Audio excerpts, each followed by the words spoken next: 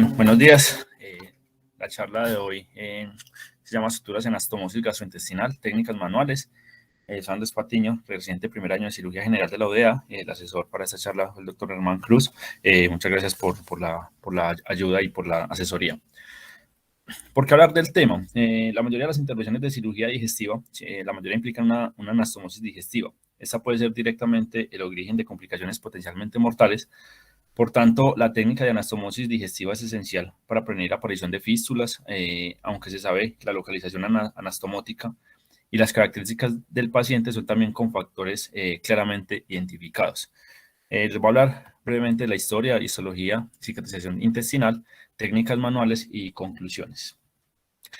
Empezando por la historia, la referencia escrita más antigua conocida de la cirugía intestinal la emplearon mandíbulas de hormigas negras para acercar los bordes de las heridas intestinales. De esto se conoce en el siglo VI a.C. por un autor, Shushtra. Posteriormente, en el siglo XII, describió una intervención Fabricio de Aquadepente, una intervención de reparación intestinal con anastomosis de extremo a extremo. Luego, Lanfranc de Milán, en el siglo XIII, empleó tráqueas de origen animal para conectar segmentos divididos del intestino. Travers, en 1802, observó que las heridas cerradas con suturas que incluían todas las capas de la pared intestinal cicatrizaban bien. Después, en el año 1826, Lambert, conocido ahora mucho porque definió el dogma de afrontar las serosas por inversión de capas digestivas. En esta época, el material utilizado era la seda y el catgut. Posteriormente, Halsted, 1887, demostró la importancia de afrontar la capa submucosa como la única estructura sólida que garantizaba la hermeticidad de la sutura. Hult en 1909 describió los principios del engrapado mecánico intestinal, mientras que existía una marcada tendencia a realizar una sutura en dos planos, la mucosa con sutura continua y luego la ceromuscular con puntos separados.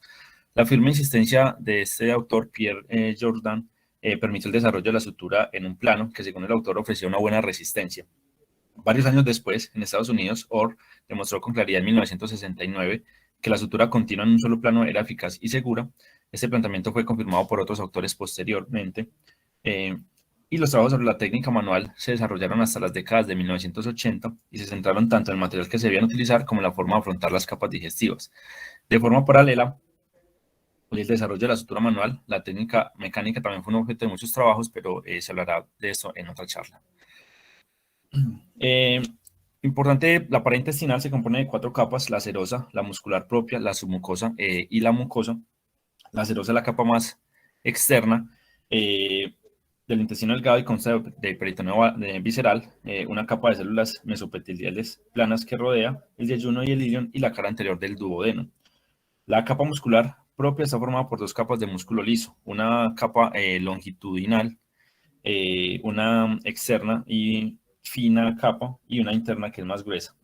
Y las células ganglionares del plexo mientérico de Auerbach se interponen entre estas 2 capas y envían fibras nerviosas a estas 2 capas. La submucosa, parte importante de la pared intestinal, está integrada por un tejido conjuntivo fibroelástico que contiene tanto vasos sanguíneos como nervios. Es el componente más fuerte de la pared intestinal. Contiene redes complejas de vasos linfáticos, arteriolas, vénulas y un pleso extenso de fibras nerviosas y células ganglionares, que sería el plexo de Meissner.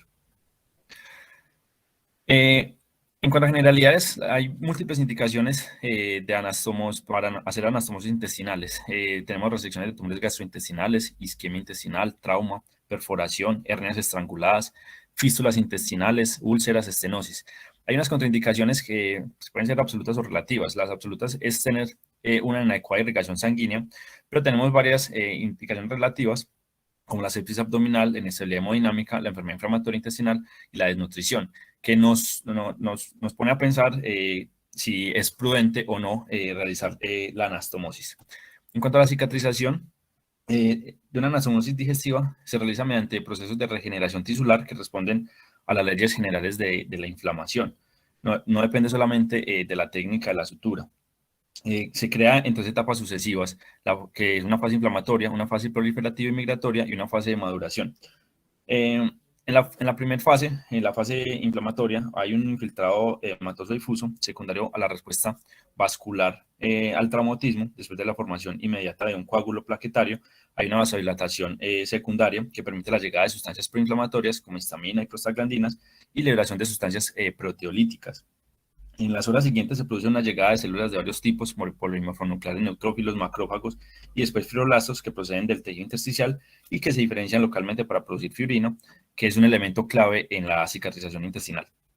A continuación se forma un tejido de granulación que da lugar a una esclerosis cicatricial, lo que permite la restitución o una cicatriz local.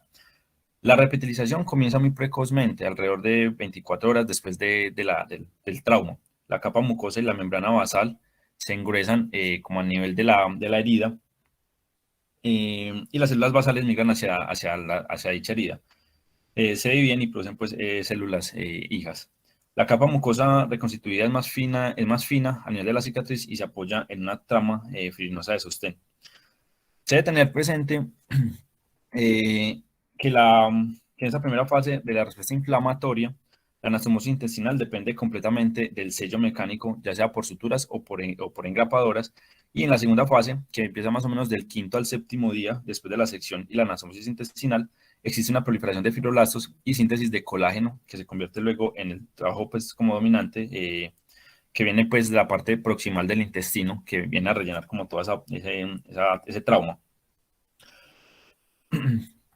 Como ya le dije, el componente mucoso de la anastomosis gastrointestinal se da por migración y hiperplasia de células epiteliales, cubren el tejido de granulación de la herida y así sellan el defecto y crean una barrera luminal.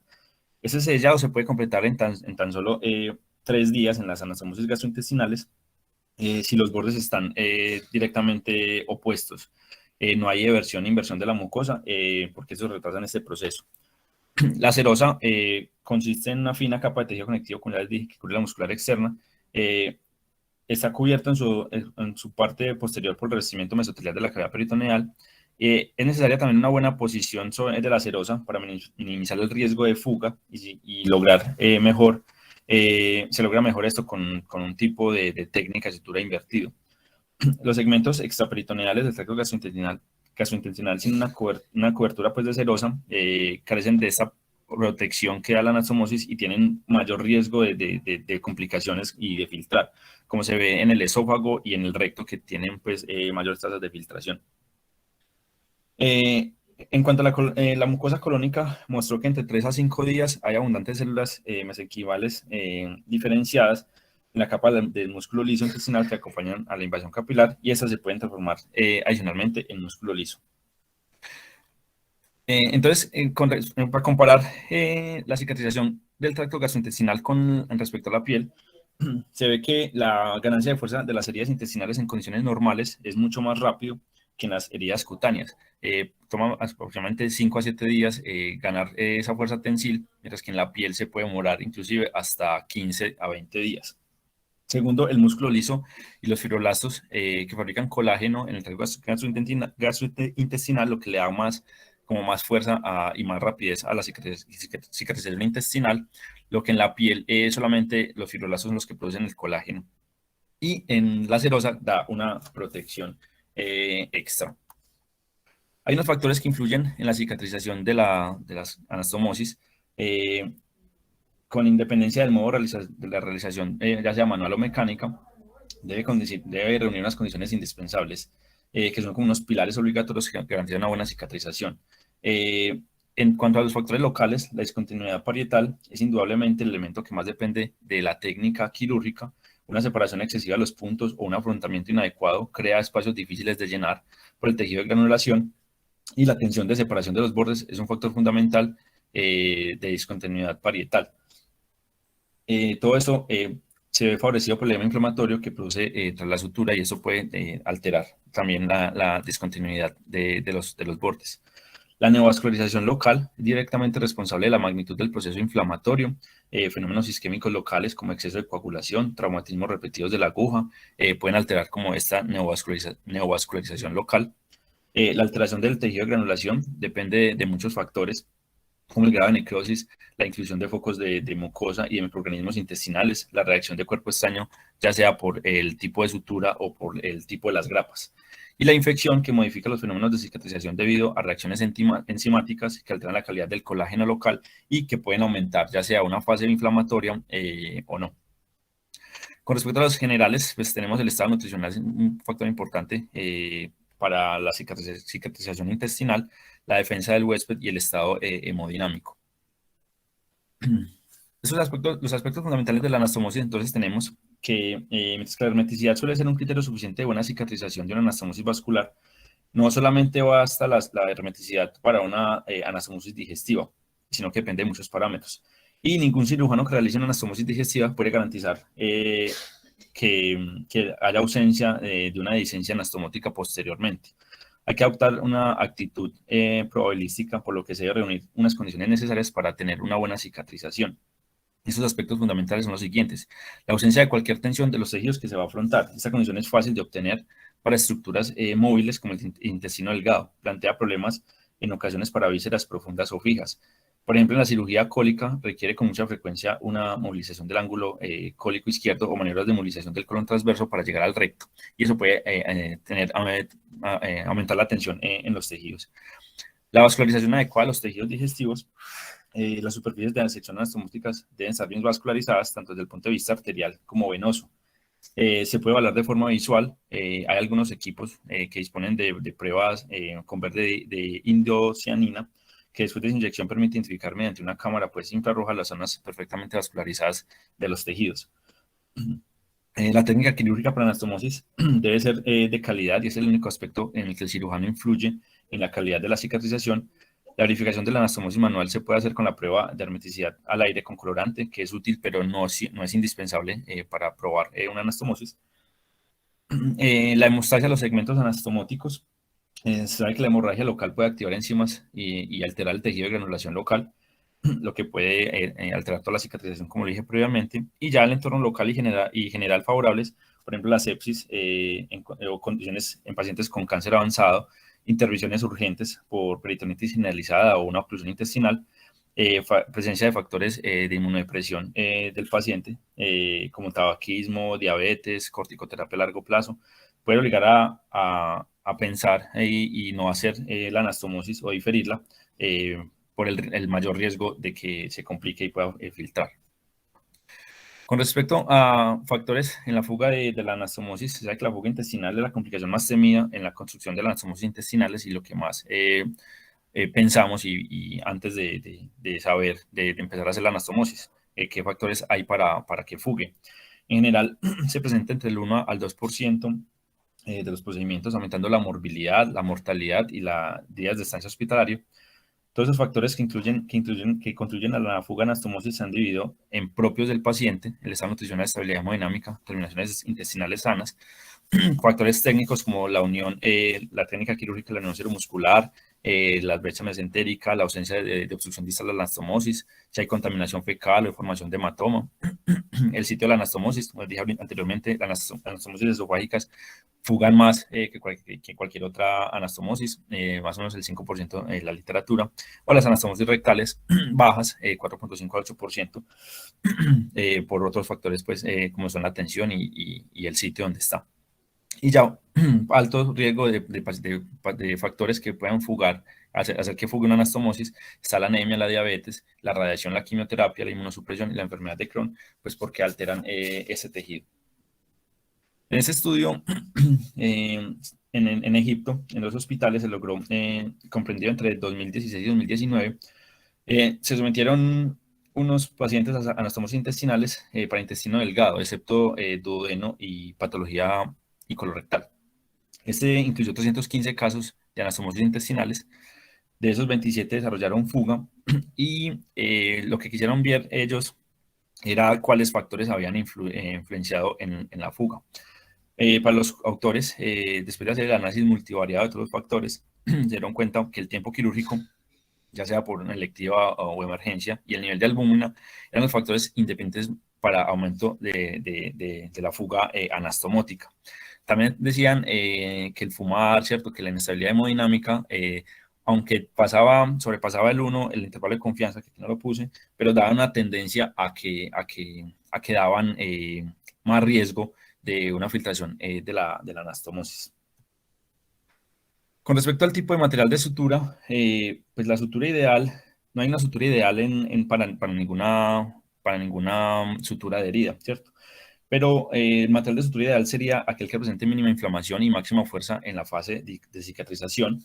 Eh, Todas las suturas que se emplean, tanto en anastomosis intestinales como en otros lugares, son cuerpos extraños para el organismo que generan reacción tisular, que puede ser variable de acuerdo con el material utilizado, siendo la seda, por ejemplo, el material más reactivo. El tipo de sutura seleccionado se basa también en el sitio del tracto gastrointestinal que requiera la anastomosis.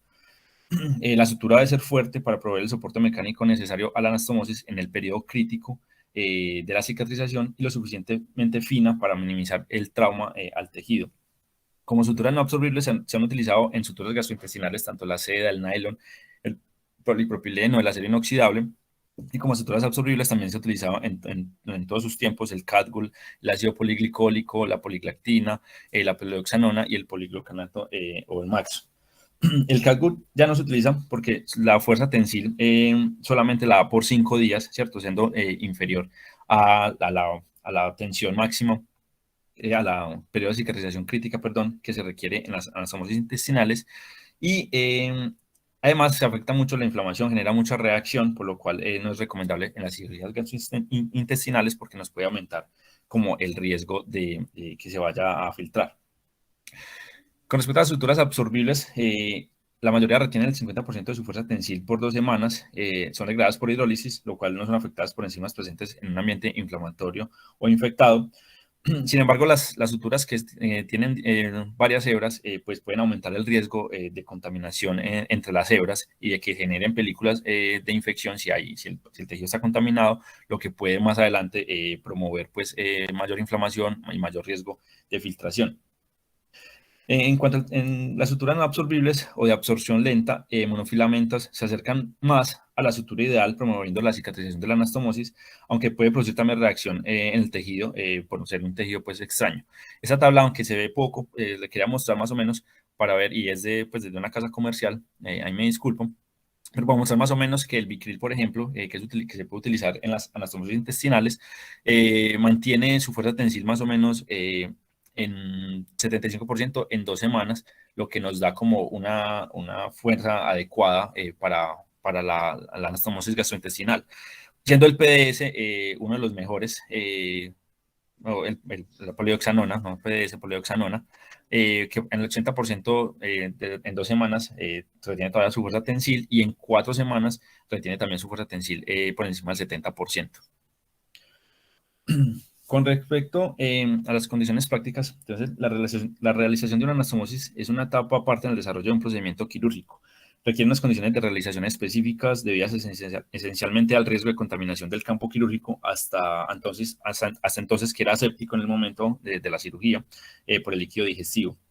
Entonces, la preparación cólica tiene como objetivo disminuir la contaminación bacteriana contenida en el tubo digestivo mediante dos procedimientos. Puede ser antibiótico y mecánico. La preparación mecánica ha sido durante mucho tiempo el dogma en la cirugía pues, colorectal. Anteriormente se realizaba con productos laxantes potentes.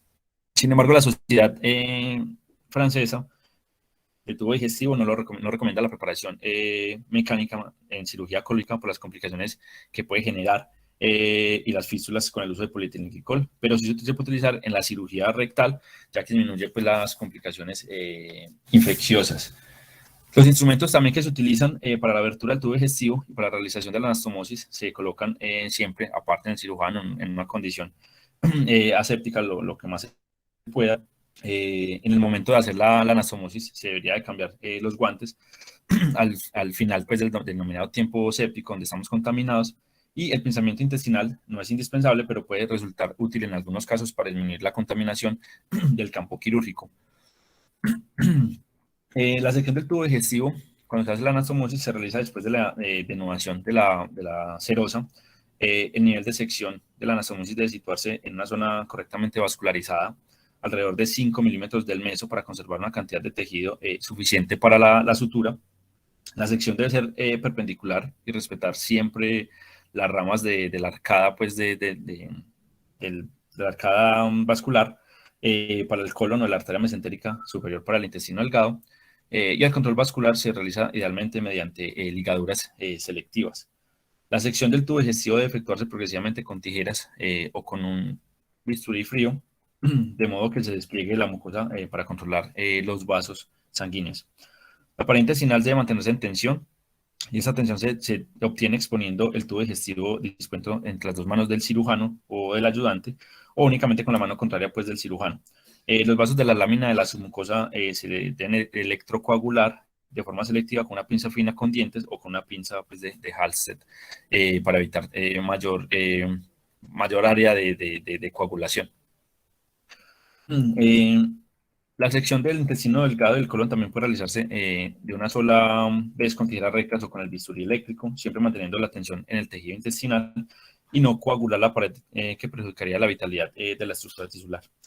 La hemostasia de los bordes intestinales debe ser correcta sin tratar de quemar la mucosa. Una hemorragia a este nivel es un signo de excelente vitalidad en cuanto al tejido. Eh, Aunque si empieza a haber sangrado, la sutura intestinal, pues cuando lo vamos a hacer también contribuye a la hemostasia, a la afrontar y comprimir pues las capas intestinales. Sin embargo, la hemostasia debe ser generalmente siempre precisa y selectiva. Con respecto también a la posición del cirujano, hay unos aspectos fundamentales, incluso en la época de la mecanización de los procedimientos. Puede realizarse en cualquier circunstancia, solo requiere pues, un portaagujas y varias pinzas, pero el método, hay que tener un método fisiológico para realizar la sutura continua, teniendo en cuenta los grados de libertad de la muñeca y del miembro superior. El mejor es el dominado perpendicular, como vemos en esta primera figura, ¿cierto? Tener perpendicular con respecto a los hombros del cirujano. Eh, Cuando la orientación de la línea de la anastomosis se ve restringida por la fijación de condiciones anatómicas, es el cirujano el que debe desplazar siempre como sus hombros y no tanto la muñeca. El portaagujas puede utilizarse de dos formas distintas. Una muy fisiológica en el antebrazo, como es esta primera imagen a la derecha, donde el eje del portaagujas siempre es la muñeca. Cuando se realiza con la otra técnica, que es más fisiológica, pues poniendo los dedos sobre el anillo, uno debe hacer una compensación con la muñeca que en ocasiones puede ser más engorroso para manejar el porte y para manejar pues, la sutura de la anastomosis. Cuando se hace la anastomosis, pues siempre se debe iniciar. Dicen que el punto, pues, la forma correcta de hacerla es desde el punto más distal hacia el punto proximal. Si la vamos a hacer, se puede hacer al revés, ¿cierto? Empezar primero por el punto proximal y distal, pero tendría que cambiar la orientación de la forma de pasar el punto. En cuanto a puntos totales extramucosos o en varios planos, eso ha sido el motivo de debate de hace mucho tiempo. El plano fundamental se sabe que para la solidez de la sutura es el plano submucoso, por tanto, esta es la condición única y fundamental de toda la solidez de una anastomosis digestiva. Cuando se engloba esta capa intestinal específica en el afrontamiento, todas las variaciones técnicas pasan a tener un segundo plano. La realización de estructuras en varios planos no aporta ninguna ventaja respecto al plano único. Asimismo, el punto total, que por definición engloba todas las capas, puede favorecer la necrosis de la mucosa, mientras que el punto denominado extramucoso, pues respeta mejor la mucosa y no tiene como tal esta alteración. Con respecto a la estructura en un plano, el plano submucoso es una estructura sólida, aunque es invisible a simple vista. Además, tiende tendencia a retraerse. La realización de la anastomosis en un plano requiere el trabajo combinado con el portaagujas y la pinza de disección. Cuando la aguja contacta perpendicularmente con la serosa del primer borde de la sutura, con la pinza de disección se tensa y se desciende ligeramente la mucosa para permitir que la aguja atraviese la capa submucosa. Con la muñeca se empuja la aguja en el sentido de su curvatura para no desgarrar como tal la pared. A continuación se presenta el segundo borde con la pinza de disección con la que se sujeta la serosa y permite la aguja penetrar a ras de la mucosa y englobar la capa submucosa. Después la punta de la aguja sale a nivel de un surco que se crea ayudando en ocasiones por la pinza para que ejerza un contrapollo. El paso de la aguja de un borde a otro puede realizarse o bien en 2 tiempos o en un tiempo, cuando la presentación de las capas es óptima. Eso ya depende pues mucho de la técnica y la presentación y de la ayuda pues del ayudante. Las anastomosis en varios planos ya se ha abandonado mucho pues porque aumenta más el tiempo y no tiene ningún beneficio con respecto a la otra. Eh, Así más o menos queda como tal, esto es un punto de Lambert, muestra más o menos cómo queda el punto en la pared intestinal. Con respecto a la sutura continua o clásica, la relación de un punto en el ángulo mesentérico a nivel distal frente al cirujano, los que decía ahorita, el extremo antimesentérico es el punto proximal que puede identificarse con un hilo de referencia, y el punto del ángulo distal se anuda en el exterior y se recupera con un disector por debajo y hacia el cirujano para realizar la sutura continua en el plano posterior. Como el nudo es exterior, el inicio de la sutura continua se realiza pasando la aguja de afuera hacia adentro, y a continuación pues la sutura continua se realiza al derecho hasta el punto proximal antimesentérico y se mantiene temporalmente con una pinza de tracción. La sutura continua anterior se comienza con un nudo en, con un nudo en el punto antimesentérico, y después se realiza el derecho hasta el punto proximal antimesentérico, alcanzando la sutura posterior con la que se termina pues de anudar. Es importante el papel del ayudante. Este último se encarga en la exposición correcta de los segmentos que se van a anastomosar, limpia con frecuencia el campo y sobre todo mantiene la tensión de la sutura continua. El primer requisito, y puede que sea el único, es que la sutura continua da mayor hermeticidad, y se obtiene gracias a 2 elementos: la tensión y el espaciamiento adecuado de los 2 puntos.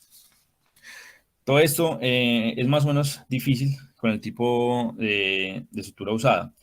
Con la poliglactina, por ejemplo, se debe tensar con cada punto que se pasa, debido a que es más complejo retencionar después de 2 a 3 pasadas con esta sutura, este tipo de sutura. Caso que es menos complicado, por ejemplo, con suturas de monofilamentos, que tienen mayor, que deslizan mejor. Eh, por lo general, la aguja se debe pasar alrededor de 5 milímetros de los bordes libres. Esta distancia varía pues en función del grosor del tejido, pero nunca debe ser demasiado cerca al borde, pues porque se puede desgarrar o no puede generar la suficiente tensión en la anastomosis y puede filtrar. El espaciamiento entre los puntos se determina por una regla simple, que es la distancia entre los bordes libres debe ser igual a la distancia entre cada punto, ¿cierto? Entonces se tiene como esta razón, que es A igual a B, para tener la misma distancia, para tener la misma fuerza y no generar áreas de necrosis, o no tener áreas donde no haya adecuada tensión y pueda filtrar como tal la anastomosis. Pues, respecto a los anastomosis con puntos separados, requiere más tiempo para su realización que la sutura continua. Se reserva preferentemente en las situaciones difíciles, por ejemplo, regiones anatómicas profundas o exposiciones complejas, y requiere pues de un gran rigor metodológico para evitar el riesgo de transformar un tiempo complicado en un auténtico pues, desafío técnico.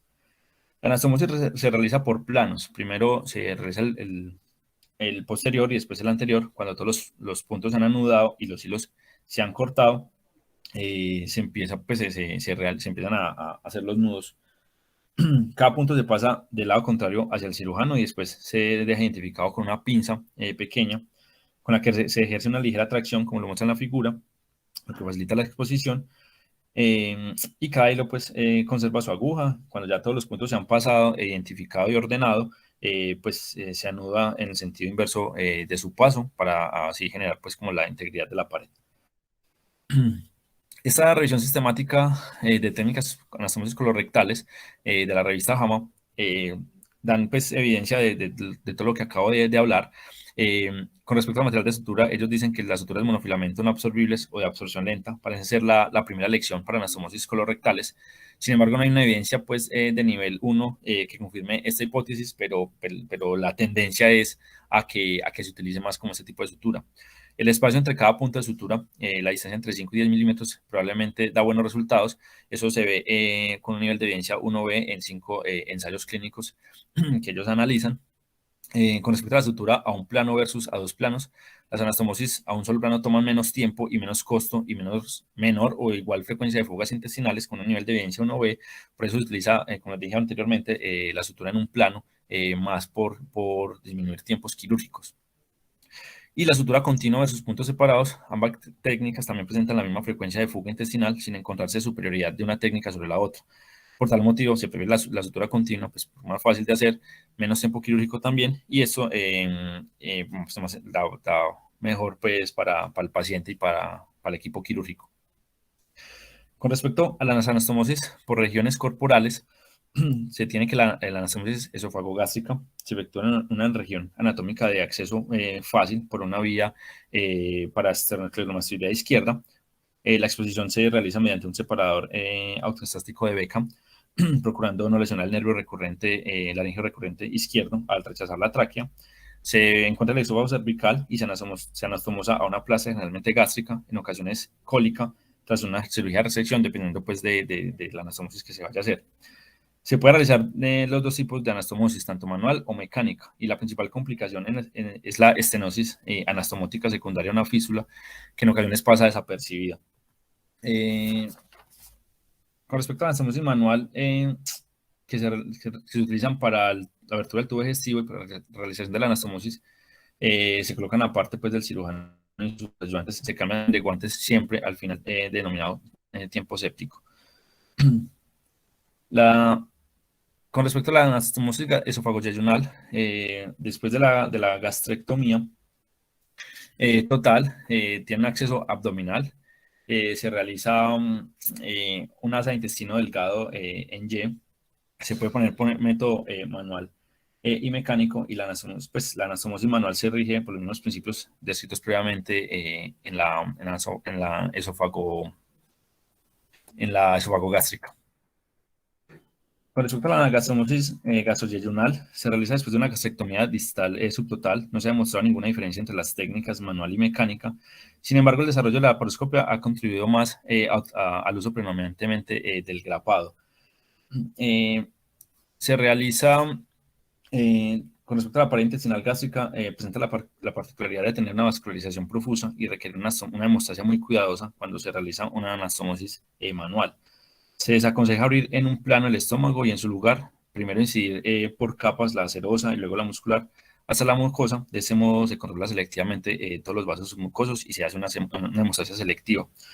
Ya cuando se incide en el plano mucoso, este método presenta el interés de reducir también la longitud alargada que queda pues, de la boca al extremo gástrico para luego hacer la anastomosis. Con respecto a la utilización pues, de la boca anastomótica, no existe ningún argumento basado en la evidencia a favor de una anastomosis con toda la boca gástrica, una técnica que se llama tipo Poila, en particular en lo referente a la mejoría del vaciamiento gástrico postoperatorio. Por tanto, con mucha frecuencia se realiza una anastomosis que es en cola de raqueta. De este modo se reduce la distancia de la anastomosis y el tiempo de realización.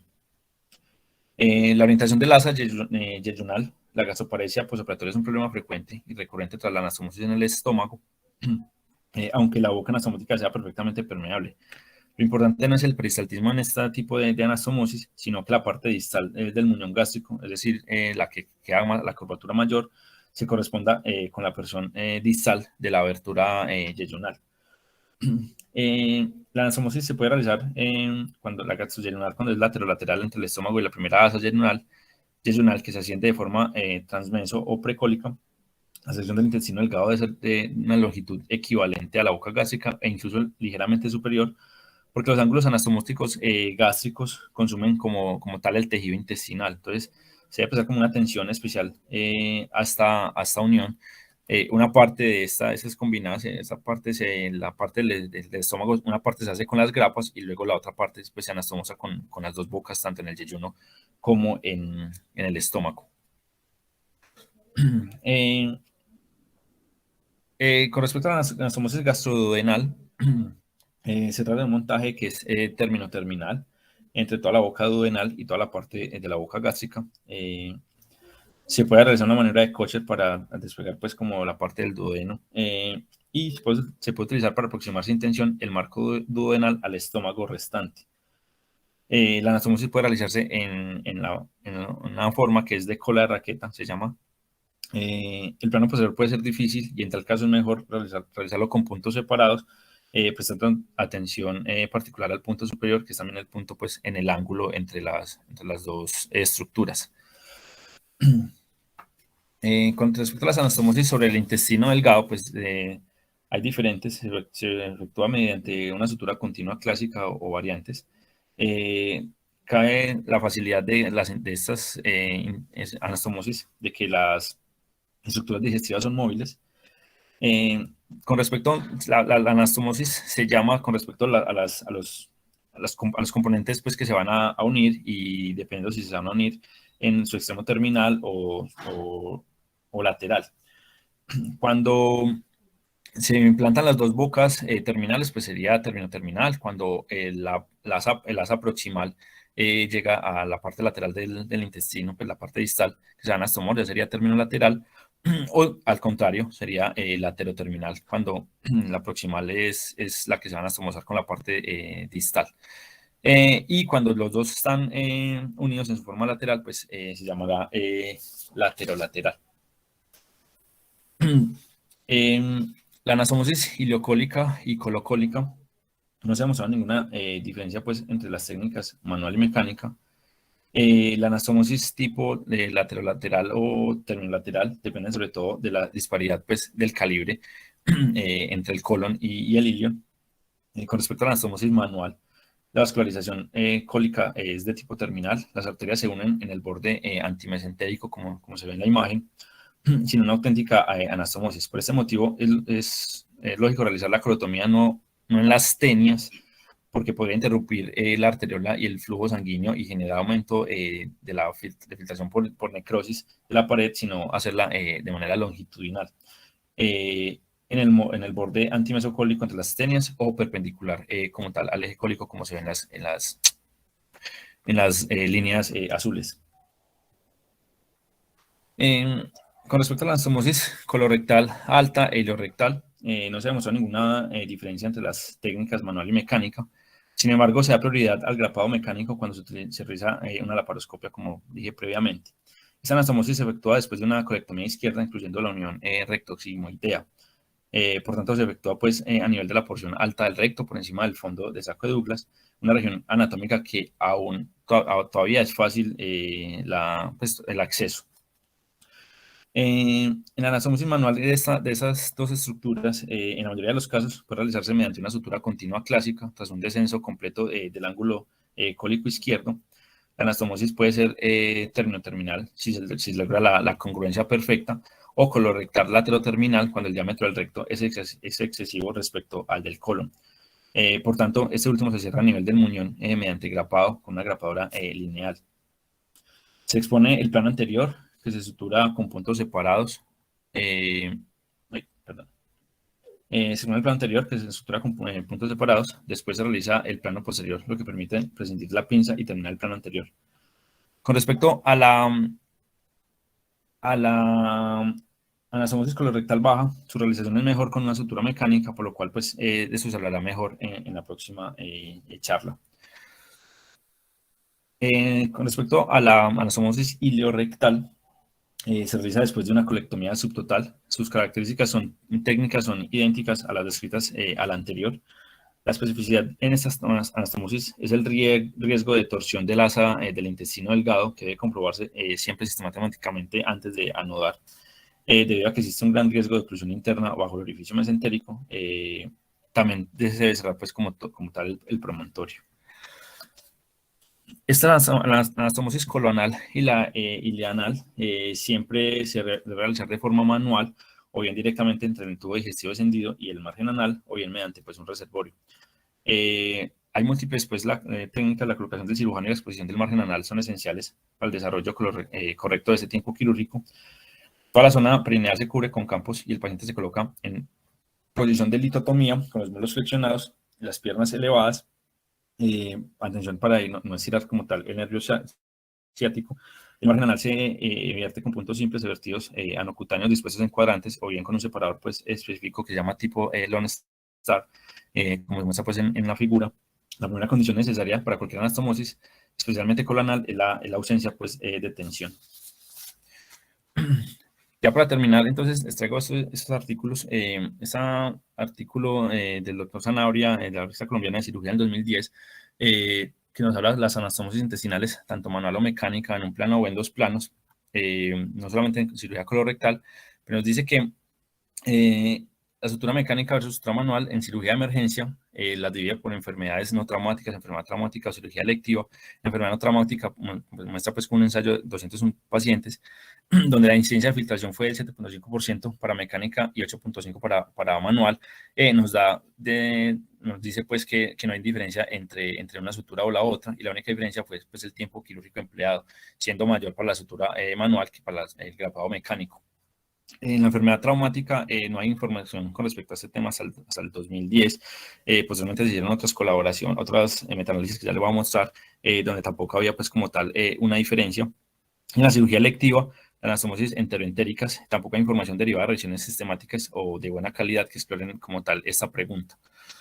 Con respecto a sitios específicos de anastomosis, la anastomosis del ilion y el colon, hay 6 ensayos clínicos que reúnen 955 pacientes.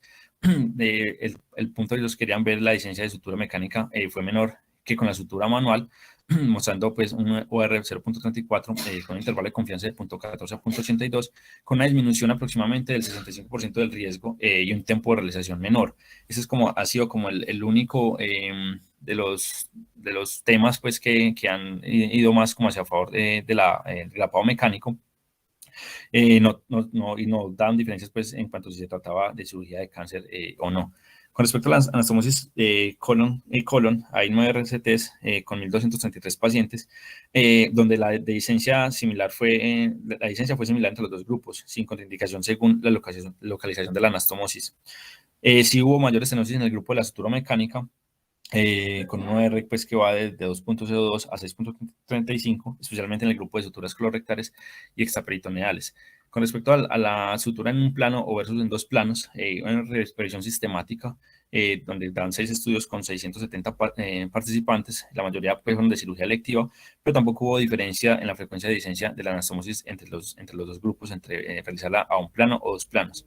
La calidad no es muy buena, es muy heterogénea estos estudios. Sin embargo, pues nos da también nos corrobora la información en los demás estudios y lo que se ha hablado desde los años 1950 hacia acá sobre utilizar una sutura en un plano o dos planos. Y esa colaboración de Cochrane, que se dio en el 2019, pues no vamos a los resultados, pero tiene casi las mismas conclusiones de los estudios previos, por lo que en ese momento queda muy a consideración pues, del cirujano la técnica a utilizar, ya que faltarían como más estudios de mayor rigor metodológico para poder dar una conclusión, una recomendación fuerte hacia una u otra técnica. Como conclusiones, entonces, considerar factores siempre del huésped para realizar una anastomosis gastrointestinal. La técnica siempre incluir la submucosa y la serosa en la sutura. Determinar siempre el tipo de anastomosis según la patología y los segmentos intestinales involucrados. La sutura a un plano es rápida e igual efectiva de la sutura a dos planos. No hay diferencias significativas entre una sutura manual y la mecánica. Sí disminuye tiempos quirúrgicos y da facilidad en la técnica. Y falta evidencia científica para decir qué sutura es mejor, manual o mecánica. Muchas gracias. No sé si tengan preguntas o alguna sugerencia.